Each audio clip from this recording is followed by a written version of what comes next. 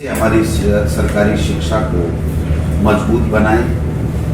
कैसे गरीब का बेटा सरकारी स्कूल में अच्छी से अच्छी क्वालिटी की एजुकेशन ले सके।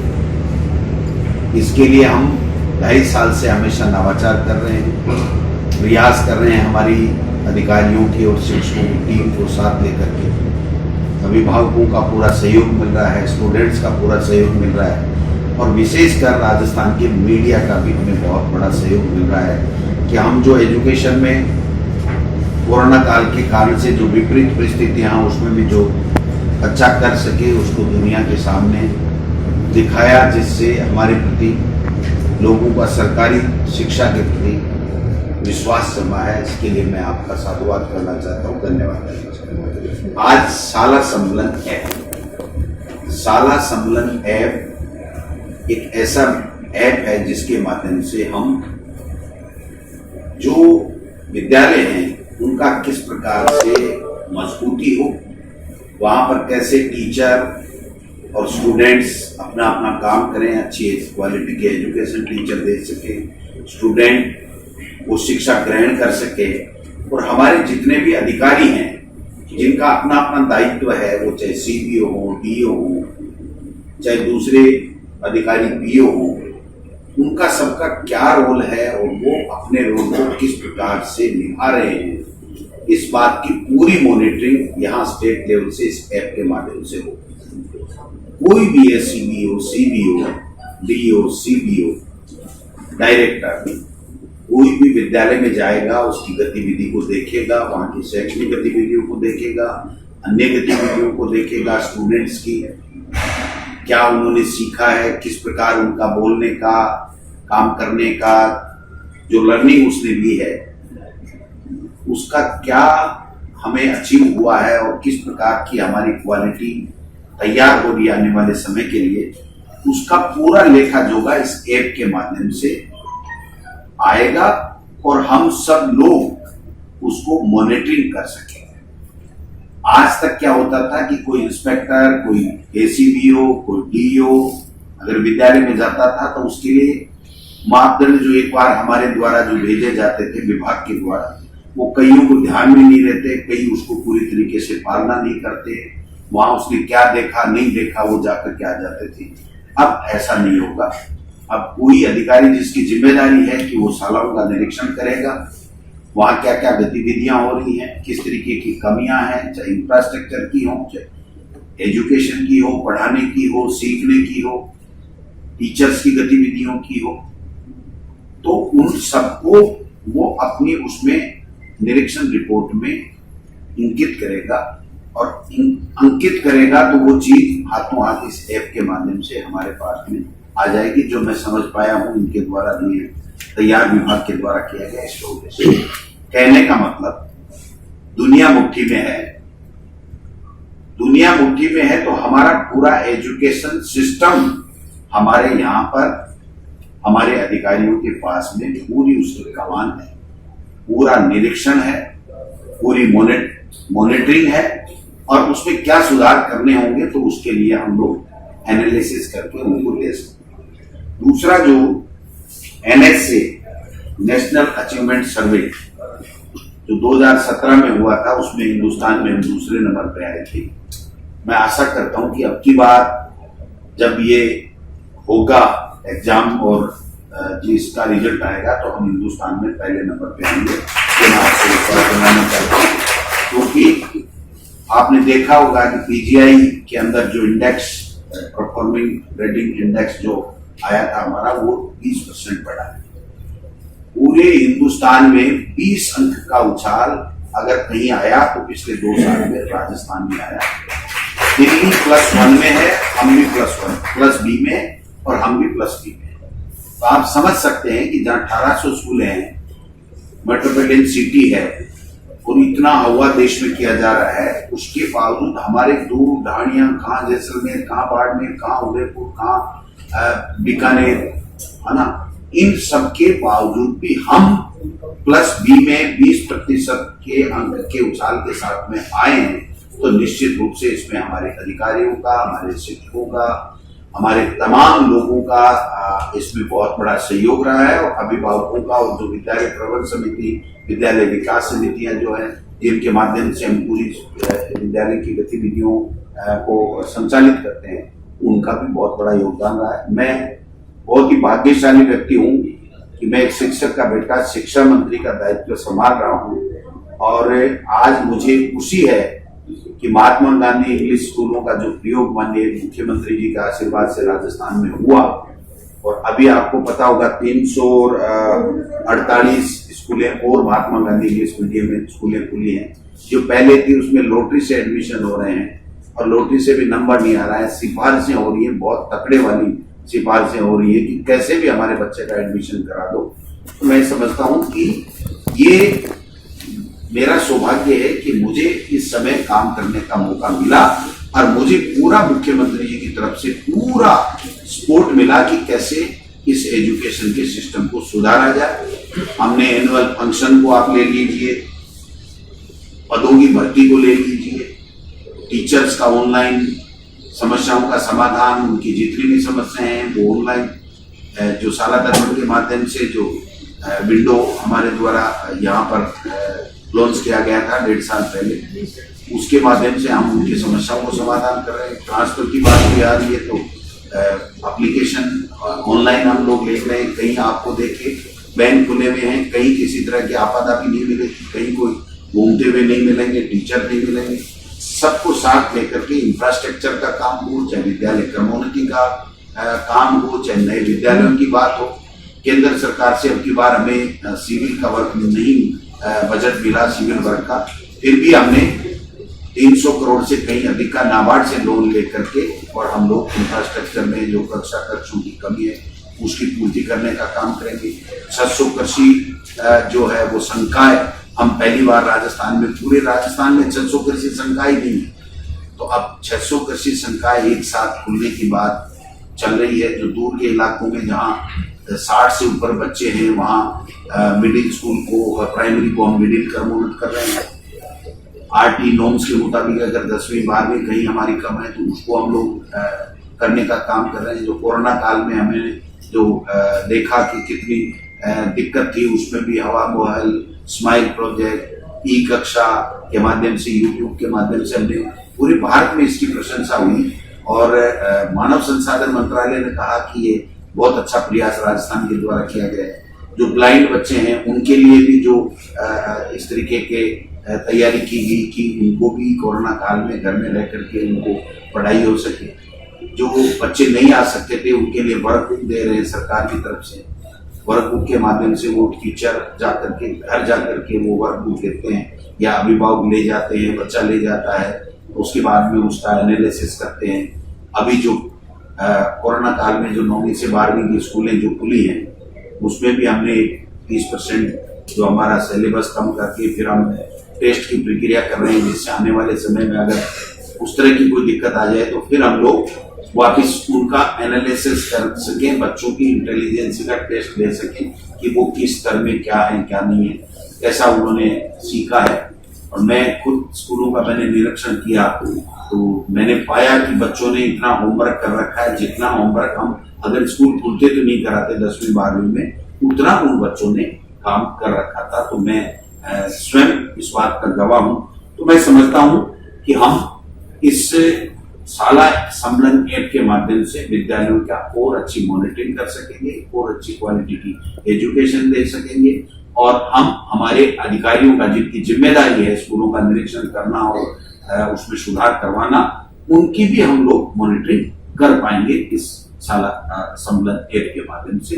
ये एक नवाचार है, बहुत अच्छा नवाचार है। हम एनएसए की गाइडलाइन भेज रहे हैं, ब्रोशर भेज रहे हैं कि किस तरीके से तैयारी करनी है, किस तरीके से हम नंबर 1 कैसे आए। ये जो पोस्टरों का विमोचन हुआ, एक बहुत अच्छी पहल आप समझ सकते हैं। हर विद्यालय में लगेगा, हर कक्षा का लगेगा। उसमें ये लिखा जाएगा कि कक्षा 4 के बच्चे को गणित में क्या, कम से कम क्या चीज आनी चाहिए, अंग्रेजी में क्या चीज आनी चाहिए, हिंदी में, अंग्रेजी में उसको क्या नॉलेज होना चाहिए। तो मतलब उसका एक तरीके से वो लेवल होना चाहिए। और वो लेवल का आकलन कैसे होगा, जब हम उसको ये तय करेंगे कि भाई ये चीजें अगर आप करोगे तो आपका इस तरीके का लेवल होगा। तो मैं समझता हूं कि हम लोग इस दिशा में आगे बढ़ रहे हैं। प्री बोर्ड की एग्जाम्स हम लेते हैं जिससे बोर्ड में वो बच्चा और बेहतर प्रदर्शन कर सके, उसमें कोई कमी खामी रह गई, वो किसी विषय में कमजोर रह गया तो उसको हम ठीक कर सकेंगे। मैं अगर बताऊं तो पूरा दिन लग सकता है, इतने नवाचार हमारे अधिकारियों ने, हमारे शिक्षकों ने किए हैं। और जो पीजीआई का जो था ग्रेडिंग का, परफॉर्मिंग ग्रेडिंग इंडेक्स, उसमें सबसे ज्यादा जो सुधार हुआ वो हमारे राजस्थान में हुआ। टीचर्स को जो हम ट्रेनिंग दे रहे हैं, ऑनलाइन ट्रेनिंग दी गई, उसमें सबसे ज्यादा उस ग्रेडिंग में हमारा सुधार माना गया। तो आप समझ सकते हैं कि जब टीचर अच्छा क्वालिटी से प्रशिक्षित होगा तो वो बच्चों को भी उसी तरीके से, अच्छे तरीके से बच्चों को बता पाएगा। तो मैं समझता हूं कि आज ये 3 जो हुए हैं वो बहुत अच्छे हैं। जो शिक्षकों की कमी है उसके लिए भी अभी हम 29,000 की नीट की भर्ती 26 सितंबर को करने जा रहे हैं। 19,000 जो व्याख्याता और सेकंड ग्रेड और अन्य जो भी हैं उनकी भी भर्ती की प्रक्रिया के लिए हम जल्दी संबंधित आरपीएससी को इसका जल्दी से जल्दी भेज रहे हैं। जो 10,000 से ज्यादा हमारे कंप्यूटर अनुदेशक हैं उसका भी हमने जो सिलेबस वगैरह है उसको फाइनलाइज कर लिया है। मैं समझता हूँ तो 5-7 दिन में, जो ही ये प्रक्रिया में समय लगता है, हर चीज एक दिन में नहीं होती, तो उसको भी हम लोग जल्दी से जल्दी उसकी भी डेट डिसाइड करके और नोडल एजेंसी तय करके हम लोग उसका सिलेबस भी जारी कर देंगे जिससे वो बच्चे पढ़ सके, एग्जाम दे सके। जो बच्चे कोर्टों में थे, जिनकी भर्तियों में सिलेक्शन हुआ लेकिन कहीं वेटिंग लिस्ट नहीं निकली, कहीं विभाग के द्वारा सुप्रीम कोर्ट में एसएलबी कर दी गई, कहीं हाई कोर्ट में डीबी में चले गए, हमने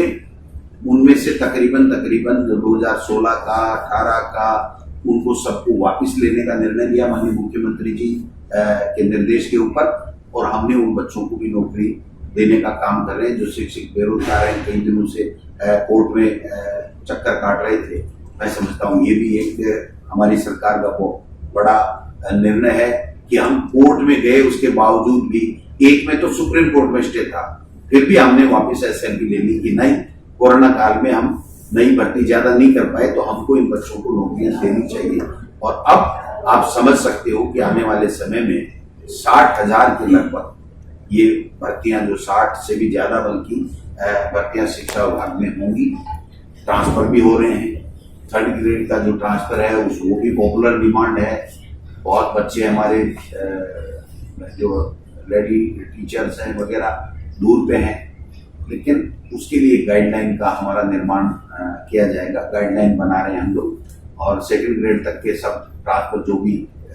बन सकते थे, जिनका वाजिब हक बनता था, जो ऑनलाइन उन्होंने आवेदन किया था, उसको हमने पारदर्शिता के साथ भी किया है। 3rd ग्रेड के लिए भी हम लोग गाइडलाइन बना रहे हैं। गाइडलाइन बनाने के बाद में, क्योंकि 85,000 टीचर ने आवेदन किया है और ये जो 12-13 जिले हैं, जो चुरू, गंगानगर, दौसा, अलवर, सीकर, झुंझुनू,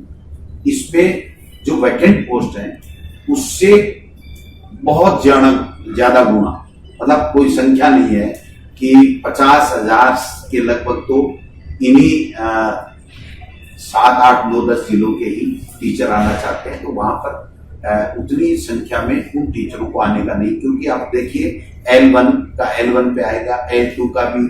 विषयवार है, तो सब चीजें, HM की विषय मिडिल स्कूल में पोस्ट है तो वो भी विषय की पोस्ट है। तो ये सारी चीजें देखनी पड़ेंगी। लेकिन मैं पूरी तरीके से आश्वस्त करना चाहता हूँ मीडिया के माध्यम से कि उन लोगों को भी हम रिलीफ देंगे, इसमें कोई दो राय नहीं है। नई भर्ती भी हम लोग करेंगे,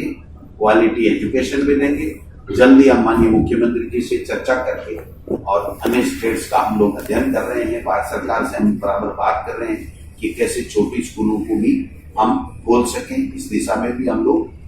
एक्सरसाइज कर रहे हैं, क्योंकि हमारी प्रायोरिटी बच्चे का स्वास्थ्य का ध्यान रखना है, उसके बाद में उसको पढ़ाना है। तो पहले स्वास्थ्य का ध्यान रखना बहुत जरूरी है, क्योंकि कहीं हम इतना अच्छा करके 2 साल में, जो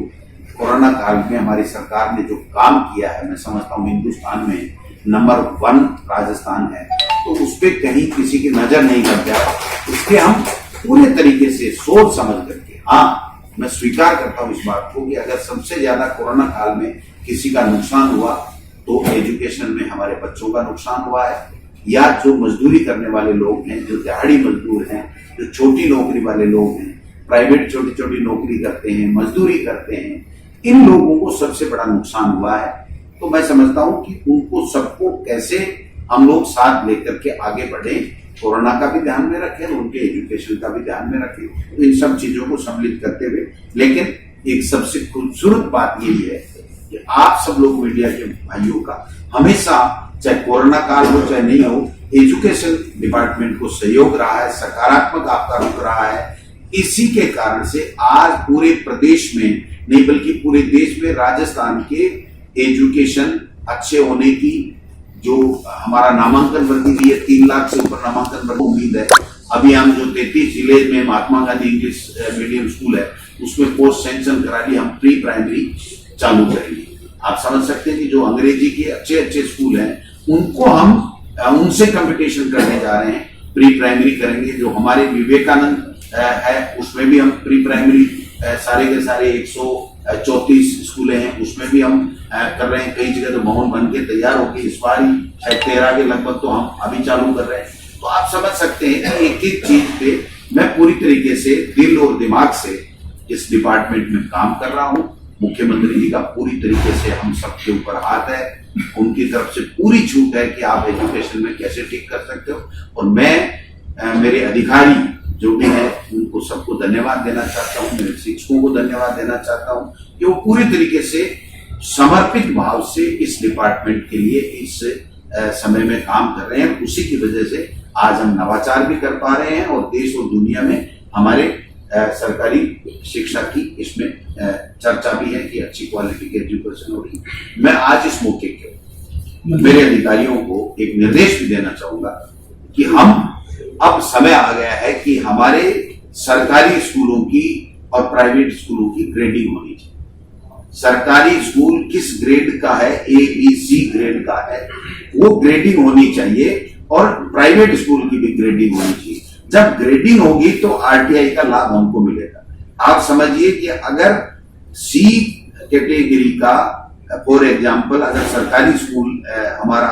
प्राइवेट स्कूल है और B कैटेगरी का सरकारी स्कूल उसी वार्ड में मौजूद है, तो हमारा बच्चा उस प्राइवेट में क्यों जाए, हमारा बच्चे को अच्छा ऑप्शन मिले। अगर वहां B कैटेगरी का सरकारी स्कूल है और A कैटेगरी का अगर प्राइवेट स्कूल है तो उसको RTI में A कैटेगरी के स्कूल में जाने की स्वतंत्रता होनी चाहिए और वहां पर अच्छी एजुकेशन मिलनी चाहिए। तो ये चीज भी हम लोग जल्दी करें, इस बात के भी मैं निर्देश आज इस मौके के ऊपर दे रहा हूं, क्योंकि हमको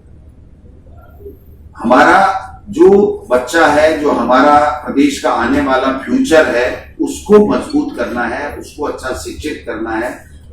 संस्कारित शिक्षा उसको देनी है, क्वालिटी की एजुकेशन देनी है और उसी से हमारा विकास के तरीके से सही मायने में होगा। तो आप सब लोग आज आए और ये सारी चीजें जो हम लोग कर रहे हैं वो आप सबके सामने है। आज का जो कार्यक्रम था थोड़ा विलंब से हुआ, इसके लिए मैं माफी चाहता हूँ, क्योंकि विधानसभा चल रही थी, थोड़ी देर के लिए वहां व्यवधान